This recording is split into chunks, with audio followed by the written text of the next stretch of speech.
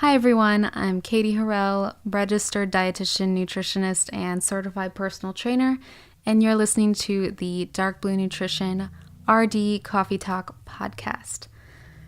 So some of you may know me from my YouTube channel, Dark Blue Nutrition, where I talk all about having a positive relationship with food, and this podcast will be similar topics that we dive into each and every week. The difference between maybe watching me on my YouTube channel and listening to me here is that we'll dive a little bit deeper into different topics that are nutrition related, ones that require a little more elaboration or maybe just like a conversation that we will have about it, because I know that when I'm watching a YouTube video, I want to kind of watch 5-10 minutes, maybe 15 minutes, and then be gone because I'm watching my YouTube videos when I start my day. Whereas with a podcast, I want a little bit longer of a conversational thing. I want something that's going to last me while I'm walking or on the elliptical or while I'm cooking. So wherever you want to listen to this podcast, whatever is convenient for you, I just thought that it would be a nice, diverse way to bring some nutrition knowledge to y'all. So let's get on to it. Did I just say y'all? I need to get out of the Midwest.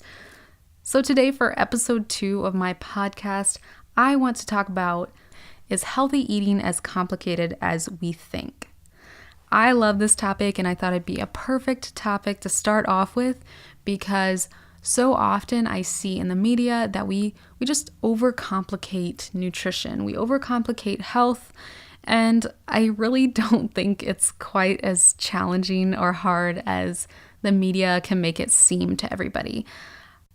There is no denying that nutrition is an endless topic and it is very complex. It's a topic that I could literally talk about for weeks and weeks. Maybe even I could talk your ear off for a year about nutrition and not be out of new topics to talk about. However, I think the basics of living a healthy life are really not that complicated. So that's what I want to talk about today. Coming from a dietitian's point of view, I think too often we hear it from people that really don't know what they're talking about. And I'm not here to bash anyone today. I just want to give you the knowledge out there so you can receive it. You can fill your ears with it so your ears are not just constantly filled with keto diets and detox cleanses. So without any further bashing, let's get into it. So for the sake of keeping me on track, because I know that I'd probably tend to get way off on a tangent if I didn't have some sort of guideline, we're going to have a few bullet points that we'll cover in today's podcast. First bullet point is, what exactly makes a healthy diet? What is a healthy diet? I feel like that maybe is an easy thing to answer, and it's also a complicated thing to answer. The whole point of this podcast, right, is to either confirm that it is as complicated as we think or simplifying it. Bullet point number 2 is one specific diet better than another on a universal level? Meaning, is there one diet that's just good for all? Bullet point number 3 is, why are we so obsessed as a society about fads and trends and basically the latest and greatest detox diet? Why is this so tempting, and why, if nutrition is so simple, why do we always get exposed to new diets every single year? And finally, bullet point number 4 is how to follow through with an actually healthy diet. No complicated crap. So we'll cover all of those things in today's podcast. So I hope that you enjoy, and I hope that you learn a thing or two. So first, what makes a healthy diet? There are several different components to this, but I promise I will keep it simple and I will break it down for you in the most balanced way that I can. First, when we think of a balanced and healthy diet, we probably think of carbs, fat, and protein. Another thing we think of is probably vitamins and minerals. So that leads me into the first key component of a healthy diet, which is micro and macronutrient balance. So what exactly does that mean? Macronutrients are carbs, fat, and protein, and typically it is recommended that we have about 50% of our diet coming from carbohydrates, 30% coming from fat, and 20% of our calories coming from protein. This can obviously vary, but this is the standard USDA recommendation for what we should have on average for a healthy, balanced diet. The reason that we need carbohydrates is for our main source of energy for the body, and it's our body's preferred source of fuel. So when you're exercising or when you're going about your day, typically the first thing that your body is going to use for energy is carbohydrates. Fat we need for energy storage. It is our body's second preferred source of fuel, and it is also used for other things like protecting our organs and our bones from damage. So a little bit of cushion is not a bad thing. And to put it simply, for micronutrients, we need a diverse amount of vitamins and minerals, which we find in all sorts of foods. We may just think of fruits and veggies as the primary source of vitamins and minerals, but actually vitamins and minerals are in everything. They are in dairy products, eggs, milk, yogurt. They're in rice, crackers, cereal, bread. Anything that you can probably think of has some form of vitamins and minerals, except maybe like a Pop-Tart. I don't know how many vitamins and minerals that has in it exactly, but probably a lower amount. But the rule of thumb is the more diverse your plate is, so the more colorful your plate is, the more vitamins and minerals that you have in your diet, and the more diversity in vitamins and minerals that you have in your diet, which is a good thing. So we aim for that. That's why you might have heard to have a colorful plate. That's where that comes from. You want to diversify your nutrients so you have the healthiest body possible. Now, this is of course oversimplifying it, but I am just covering kind of the basics today. So if you are really interested in deep diving into vitamins, minerals, and macronutrients, I can say that for a different episode. But for the sake of time, I'm just going to move on to the next component of what a balanced diet means. The second part of what makes a balanced diet is calorie balance. So for your height, weight, gender, age, and activity level, how many calories do you burn in one day?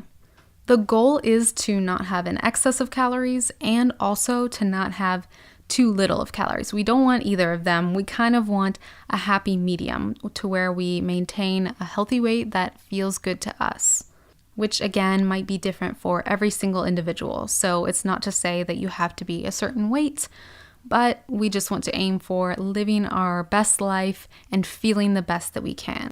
A 3,500 calorie deficit in our diet is going to mean weight loss. If we eat the amount of calories that our diet requires, then we will maintain that weight and we won't have a deficit and we won't have an excess.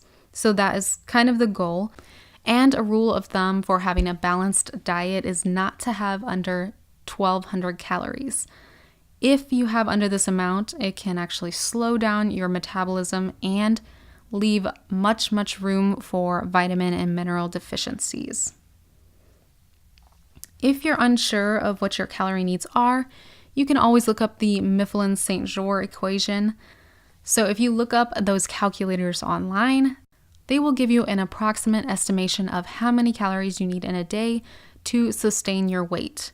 You might have to play around with this number because it is not always perfect, but it is pretty close to what your body needs in a day. I would recommend to go on the lower end of estimating your activity level because we tend to overestimate how active we are in a day. The third bullet point to having a balanced diet is being in tune with your body. This is an important component of a healthy diet that I think a lot of us forget about. And I know that it's kind of the woo-woo tip for this podcast, but I think it needs to be said. So I'm just going to say it anyway. This basically means that enjoying foods in moderation is really important. It's important for your mental sanity and what I like to call indulging in your soul foods. And of course, it's still important to have nutrient-dense foods. So I think if you're truthfully being in tune with your body, then you'll have a mix of both nutrient-dense foods and soul foods. So when people say balance, I always think of indulging in what you love and also listening to when your body really needs those fruits and vegetables instead of maybe a donut or a Pop-Tart. I think all foods can fit, of course, but I just think that if you're truly listening to your body, you're probably not truly craving a Pop-Tart for every single meal. I'm not trying to hit on Pop-Tarts, I promise. I'm just trying to use the first example that pops into my head. So no hate. No, not throwing shade at Pop-Tarts. If you don't include the foods that you love, it's not sustainable. It's not something that you're going to stick to, and that's just the fact. So you can be as restrictive as you want to be for as long as you want to be, but I think eventually you're always going to fall back into that deprivation and that feeling of really not loving what you're eating. And I don't think that's any way to live. I think that the best way to do it is to just really listen to your body. Fuel in the way that feels good to you. So what gives you energy? What makes you feel crummy after 1 hour of eating it? For example, just to throw one out there, I can have cereal from time to time as like an evening snack, but I can't have cereal in the morning. It just makes me feel hungry and tired and crabby about 1 hour after I eat it for breakfast. So for me, eating oatmeal with some protein powder and fruit makes me feel awesome. I am not hungry until like my mid-morning snack, which is several hours later. So I really feel like I'm satisfying my hunger there, and I love oatmeal. I love fruit, so it satisfies my need to have something a little bit sweet in the morning. Just an example. With that, I mentioned hunger and fullness cues. It's so important that you listen to your body when you're hungry and you actually eat when you're hungry. If you do one thing for me, listen to your hunger this week. I hear so often that people are like, oh, I did so well. I was hungry and I needed food, but I resisted. I had tons of water, tons of tea, and I just forgot about eating. That's not the goal. If you're truly hungry, have something. If you feel that it's better for you to have something nutritious in that moment, go ahead and have something nutritious. But if you're truly craving a cookie, why not just have that cookie? I think you'll find that if you actually indulge in that cookie, that you're not going to have the kind of reaction that you imagine. It's not going to be in the shadow of your mind all day long. And when you indulge in that cookie, just indulge in it mindfully.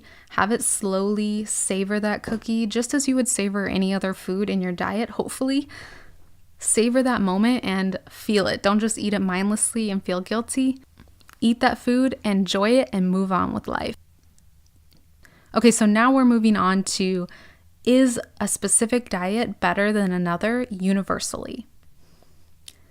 In short, if I had to give you a one-word answer, it would be no.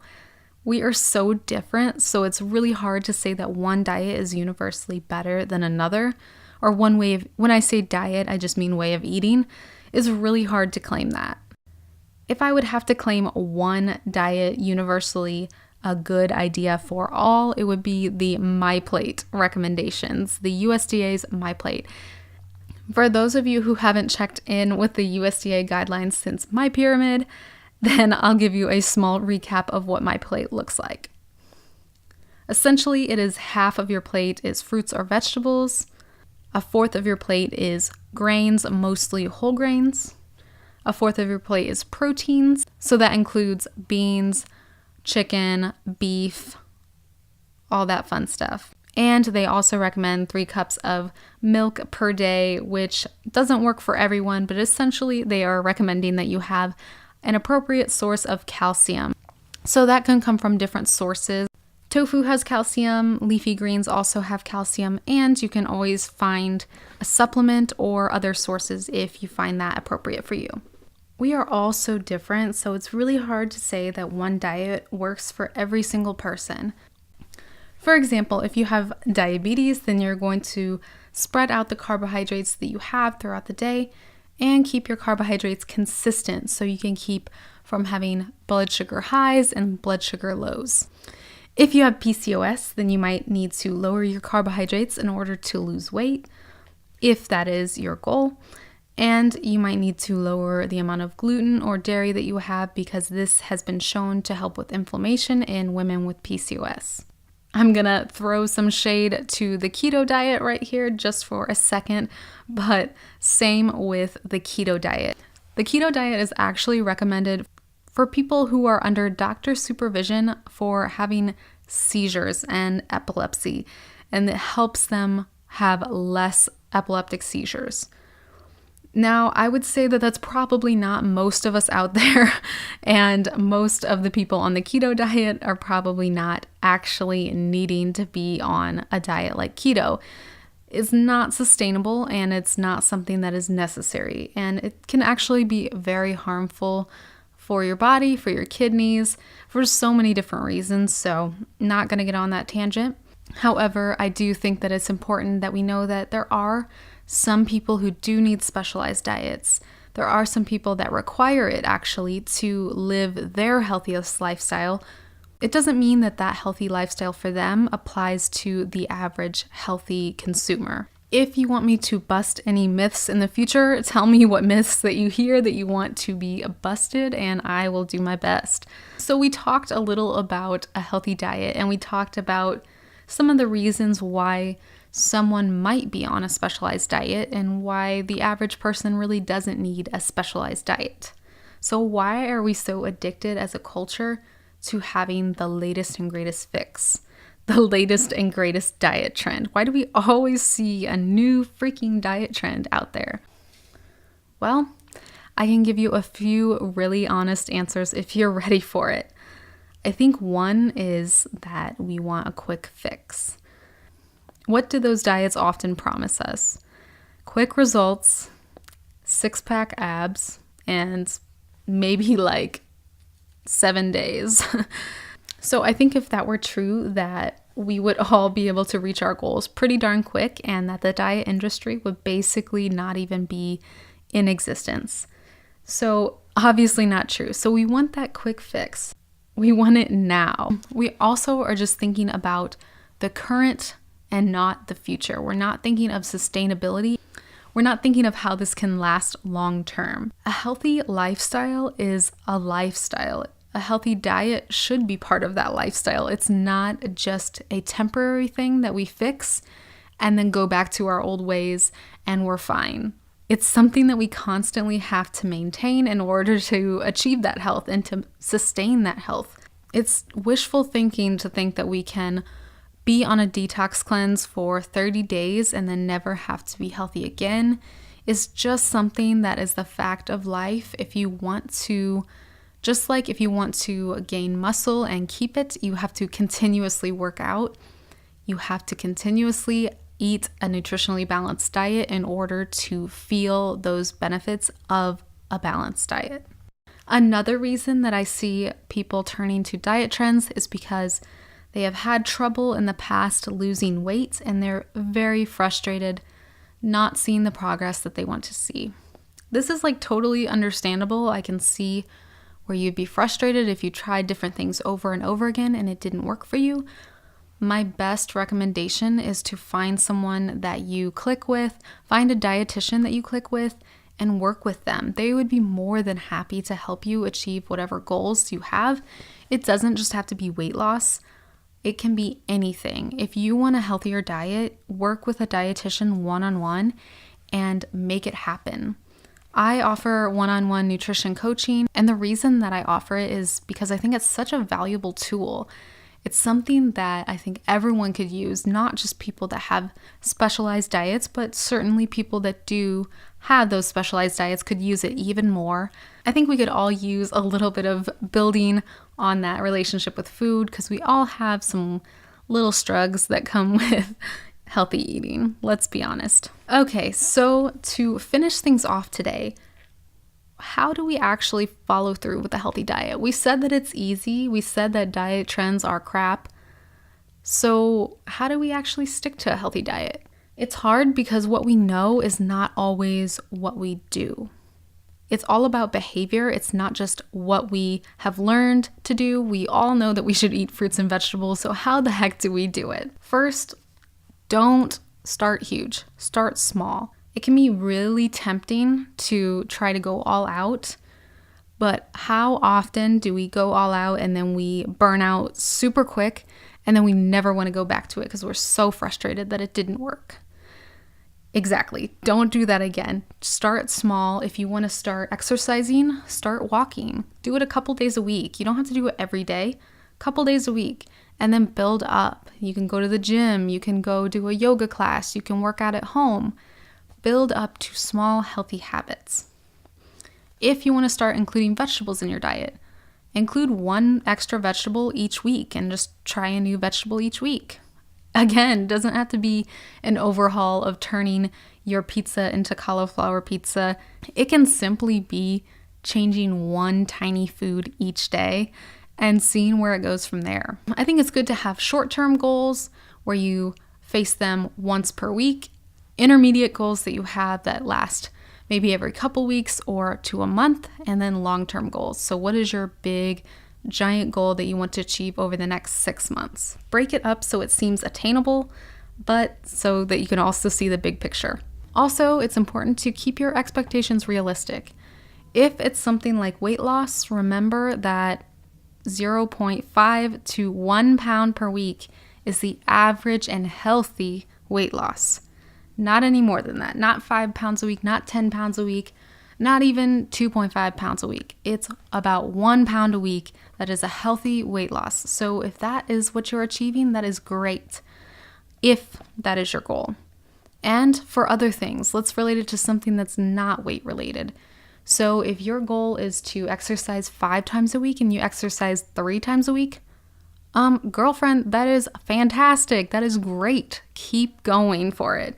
Keep doing it, because I think we think that if we don't achieve the goal to a T that we are failures. We're not failures. 3 workouts per week is amazing. So keep at it. Be realistic with it. Make sure that you are forgiving to yourself, because you can always work on a new goal next week. It doesn't have to be an all or nothing thing. So I want to thank you guys for chatting with me today. I hope that I gave a little bit of constructive feedback to the diet industry and how to achieve a healthy diet in an easy and simple way, and some tips on how to actually follow through with it. I would love to hear your comments. So again, darkbluenutrition@gmail.com or any of my social media accounts. I will leave my website in whatever you call it on a podcast in the show notes below. I'm so used to YouTube that I'm about to say description box, but you know what I'm saying. In the show notes, I will give a link to my website, and you can contact me there as well. If you would like to work with me, that information is also on my website. So I'd love to hear from you guys, and I'd love to hear what topics you want me to cover in the next podcast episode. So I hope you have a happy and healthy day or evening, and enjoy the rest of your workout or cooking or whatever you're doing right now. And I will talk to you guys next time.